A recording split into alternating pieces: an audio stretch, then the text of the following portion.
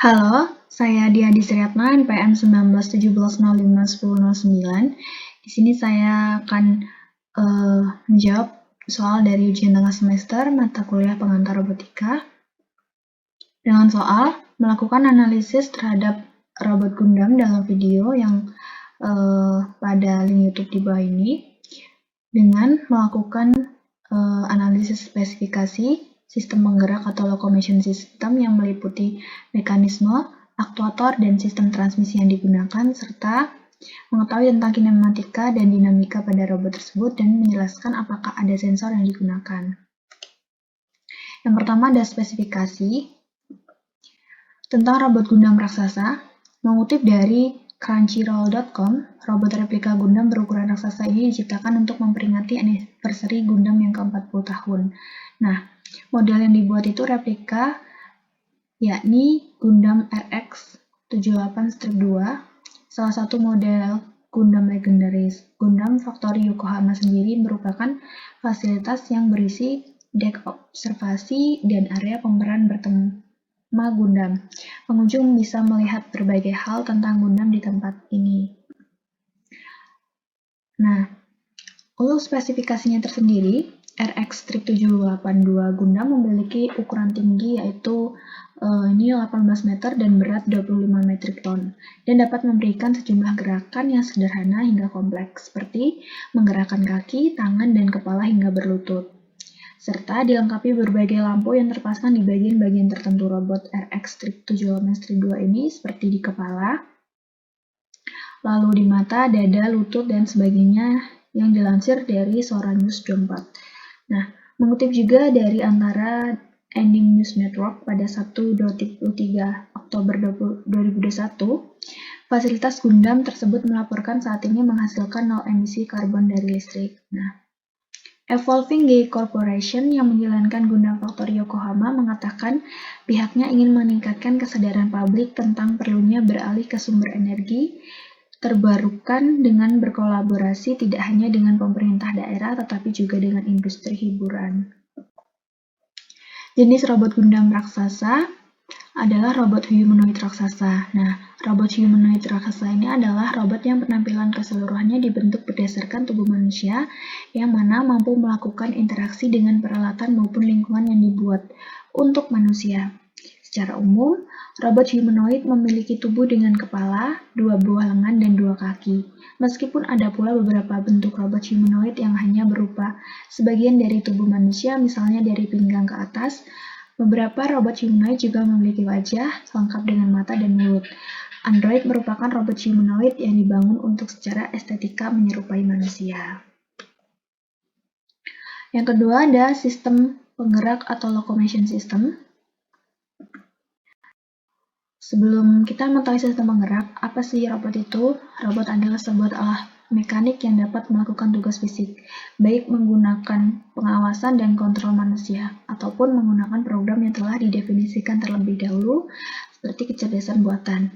Istilah robot berawal dari bahasa Ceko, robota, yang berarti pekerja atau kuli yang tidak mengenal lelah atau bosan. Mekanisme dasar.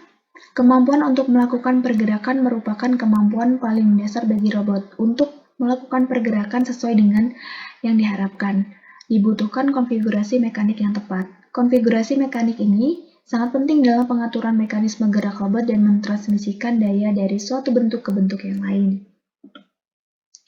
Mekanisme sistem penggerak itu ada joint dan link atau bar. Dengan joint itu adalah sendi, yaitu koneksi antar link yang dapat menentukan pergerakan. Seperti ini ya.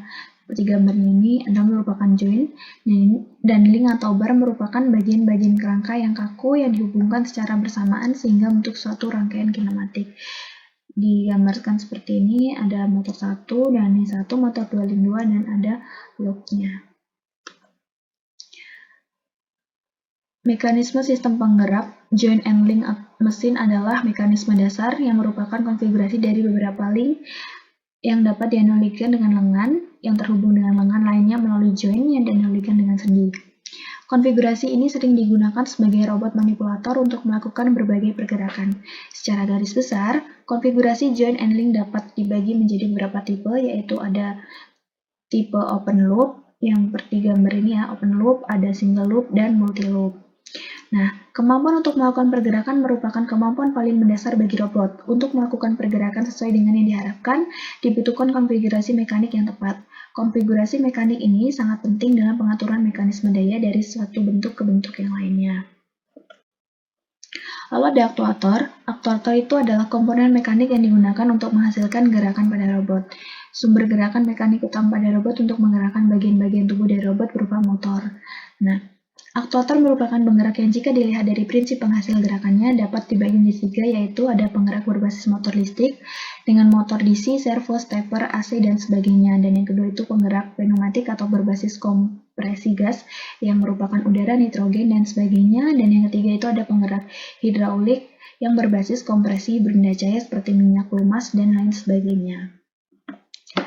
Nah, untuk aktuator robot Gundam sendiri, aktuator merupakan motor yang bertanggung jawab untuk gerakan pada robot. Robot humanoid dibangun sedemikian rupa agar mereka mirip dengan tubuh manusia. Nah, maka itu, jika mempergunakan aktuator yang berlaku seperti otot dan sendi, meskipun dengan struktur yang berbeda, agar dapat mencapai efek yang sama dengan gerakan manusia. Robot humanoid terutama menggunakan aktuator rotari, yang dapat berupa elektrik, pneumatik, hidraulik, piezoelektrik, atau ultrasonik.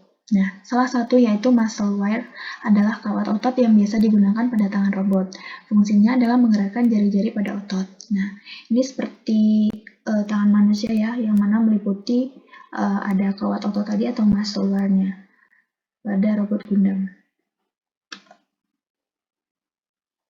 Lalu ada transmisi.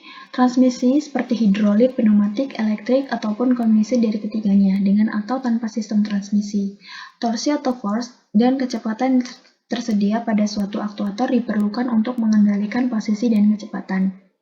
Nah, transmisi diperlukan untuk mengadakan torsi. Seperti diketahui, menambah torsi dapat menurunkan kecepatan dan meningkatkan inersia efektif pada sambungan. Untuk mengurangi berat suatu sistem robot, maka aktuator tidak ditempatkan pada bagian yang digerakkan, tetapi pada sambungan yang sebelumnya. Nah, sistem penggerak pada robot Gundam tersebut yang di sini sudah ditandai ya. Untuk yang ini merupakan solder joint. Lalu ada ini seperti pinggang, ini adalah torso joint. Lalu ada waist joint. Lalu ini adalah pasif adaptive gripper seperti jari-jari pada manusia. Lalu ini merupakan elbow and wrist roll joint. Lalu untuk ini seperti leher ini adalah head joint. Lalu ini hip all roll joint. Lalu ada hip width joint yang ini, dan ini ada knee joint. Dan yang terakhir ada ankle joint. Nah, kinematika dan dinamika. Kinematika merupakan studi analisis pergerakan kaki atau lengan robot terhadap sistem kerangka koordinat acuan yang diam atau bergerak tanpa memperhatikan gaya yang menyebabkan pergerakan. Nah, sedangkan dinamika, robot secara fisik suatu benda yang memiliki struktur tertentu dengan massa tertentu yang dalam pergerakannya tunduk kepada hukum-hukum alam yang berkaitan dengan gravitasi dan atau massa atau kelembapan. Nah, jika robot berada di permukaan bumi, maka kedua efek, gravitasi dan massa, akan mempengaruhi kualitas gerakan. Sedangkan, bila robot berada di luar angkasa yang bebas gravitasi, maka massa saja yang dapat menimbulkan efek inersia atau kelembaban. Dalam konteks inilah dikatakan bahwa model dinamika dari suatu robot berhubungan dengan struktur dan bahasa. Setiap struktur dan massa yang berbeda akan memberikan efek inersia yang berbeda pula, sehingga penanganan dalam pemberian torsi pada setiap sendi, dengan kata lain, sinyal pengemudi aktuator dan motor tiap sendi seharusnya berbeda pula. Kinematika itu ada dua, ada forward kinematik, di mana diberi sudut menghasilkan porsi, yang mana dapat diberikan panjang setiap link dan sudut setiap joint atau sendi, yang dicari posisi titik dalam koordinat, misal koordinat X, Y, dan Z. Dan ada inverse kinematik, yang diberi posisi menghasilkan sudut, diberikan panjang setiap link dan posisi dari beberapa titik pada robot, yang dicari sudut setiap joint yang menghasilkan posisi yang diinginkan. Nah, itu untuk penggambaran untuk forward kinematik yang diberi sudut menghasilkan posisi, dan ini merupakan gambar dari inverse kinematik diberi posisi menghasilkan sudut. Dan dinamika terdapat dua permasalahan dinamika robot. Yang pertama adalah forward dynamic problem, di mana persamaan dinamika digunakan untuk menghitung nilai posisi, kecepatan, dan percepatan dari setiap join apabila diberikan gaya atau torsi pada setiap join. Inverse dynamic problem, di mana persamaan dinamika ini digunakan untuk menghitung nilai gaya atau torsi setiap join apabila diberikan posisi, kecepatan, dan percepatan dari setiap join. Terdapat beberapa pendekatan untuk menentukan persamaan dinamika seperti Lagrange-Euler formulation atau LE menghasilkan persamaan diferensial orde 2 nonlinear. Sifat alami sistem robot sangat baik untuk kebutuhan simulasi, dan Newton-Euler formulation atau NE yang menghasilkan persamaan linear rekursif sangat baik untuk komputasi real-time atau inverse dynamic problem. Nah, dinamika pada robot Gundam ini dapat digambarkan seperti ini ya, dimana body control dengan gravitasi composition for humanoid robot. Ada gravitasi kan. Nah, ini merupakan sagittal plane view of the humanoid robot, dan ini merupakan frontal plane view of the humanoid robot. Dan yang keempat ada sensor yang digunakan pada robot Gundam, yaitu sensor itu apa? Sensor merupakan alat yang dapat mengukur beberapa atribut dan merupakan salah satu dari 3 primitif dari robotika atau di samping perencanaan dan pengendalian. Penginderaan memainkan peranan penting dalam paradigma robotika. Sensor dapat digolongkan berdasarkan proses fisik dengan apa yang mereka kerjakan atau berdasarkan kepada jenis informasi pengukuran yang mereka berikan sebagai keluaran. Dalam kasus ini, pendekatan kedua yang dipergunakan. Sensor apa saja yang digunakan pada robot Gundam? Yang pertama itu ada distance sensor, yang mana jenis sensor digunakan untuk mendeteksi objek dengan cara mengukur jarak objek tersebut. Sensor ini bisa mengukur jarak dengan sangat akurat. Dalam robot, distance sensor berguna sebagai mata. Robot dapat melihat objek depannya dengan sensor ini. Lalu ada sound sensor. Sound sensor itu untuk mendeteksi suara sekitar robot. Fungsinya tentu saja seperti telinga. Melalui program sensor ini bisa memberikan suara yang nyaring, suara yang tidak nyaring, dan hening. Intensitasnya bisa kita atur manual atau melalui program tergantung jenis sound sensor yang dipakai. Bahkan untuk jenis voice recognition itu bisa diprogram untuk mendengar kata atau bahasa yang digunakan manusia. Lalu ada light sensor. Sensor ini mendeteksi cahaya atau peka terhadap cahaya di sekitarnya. Dengan sensor ini, robot dapat mengetahui gelap dan terang suatu objek, tempat siang atau malam.